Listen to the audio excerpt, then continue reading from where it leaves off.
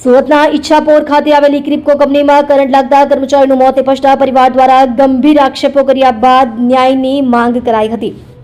સુરતના ઈચ્છાપોર ક્રિપ્કો કંપનીમાં કર્મચારીનું કરંટ લાગતા મોત નિપજતા મૃતક યુવકના પરિવારના ક્રિપ્કો કંપની પર ગંભીર આક્ષેપ કર્યા હતા। વાત એમ છે કે સુરતના ઓલપાડમાં રહેતો અક્ષ દીપકભાઈ પટેલ ક્રિપ્કો કંપનીમાં ઇલેક્ટ્રિશિયન તરીકે કામ કરતો હતો અને કંપનીમાં અક્ષને કોઈ પણ પ્રકારના સેફટીના સાધનો આપવામાં આવ્યા ન હતા।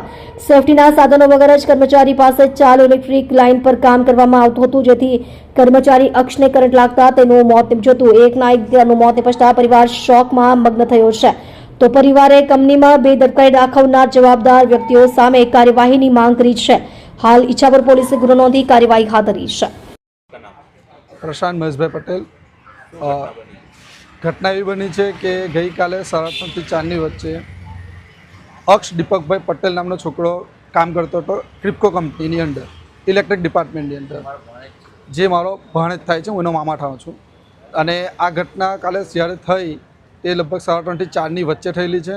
અને આ ઘટના થવા પાછળ કોણ કોણ જવાબદાર છે અને એ બધી માહિતી કોઈ આપી નથી। હજુ કોઈ જાતનું કોઈ અહીંયા આવ્યું નથી, કોઈ જાતની કોઈ વાત કરવા માટે આવ્યું નથી, કોઈ કંપની માટે માણસ આવ્યા છે અહીંયા। અને આવું કેમ છે એ બધી જાણકારી અમને જોઈએ છે। બીજું, હવે અક્ષ ઇલેક્ટ્રિક ડિપાર્ટમેન્ટમાં કામ કરતો હતો, એ 20 થી 30 ફૂટ ઉપર ચડીને કામ કરે છે, તો ત્યાં એને સેફ્ટીનું શું ધ્યાન આપવામાં આવ્યું? વિધાઉટ હાર્નેસ એ વ્યક્તિ કઈ રીતે ઉપર ચડે છે? કેમ સેફ્ટી ડિપાર્ટમેન્ટ શું કરે છે ત્યાં? કેમ ધ્યાન આપવામાં નહીં આવ્યું?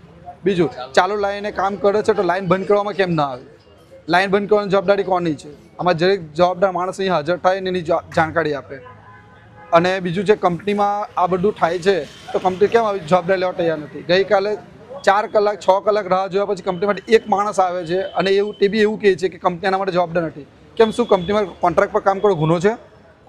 કંપનીની અંદર કોન્ટ્રાક્ટ પર કામ કરીએ એટલે બસ ખાલી કોન્ટ્રાક્ટરની જ જવાબદારી, કંપનીની કોઈ જવાબદારી નહીં? તો કંપનીની અંદર કામ કરવાનો શું મતલબ છે?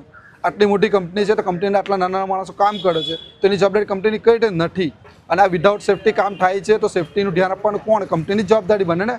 કોન્ટ્રાક્ટરની જે જવાબદારી છે સાથે કંપનીની પૂરેપૂરી જવાબદારી છે। એટલે કંપનીએ ધ્યાન કેમ નહીં આપ્યું કે કોન્ટ્રાક્ટર આવા લાપરવાહીથી કામ કરવામાં આવે છે? તો એ બધી જવાબદારી કંપનીની પણ છે। માંગણી એવું છે કે એને વધારે વધારે વળતર મળે, એના પરિવારનું ધ્યાન આપવામાં આવે અને પરિવારની ધ્યાન રાખવામાં આવે, કારણ કે એના પરિવારનો કમાનાર એક જ પર્સન છે। આજ પછી એના મા બાપની જવાબદારી એની બેન છે જે અનમેરિડ છે, એને પનાવવાનું, આ બધી જવાબદારી કોણ લેશે?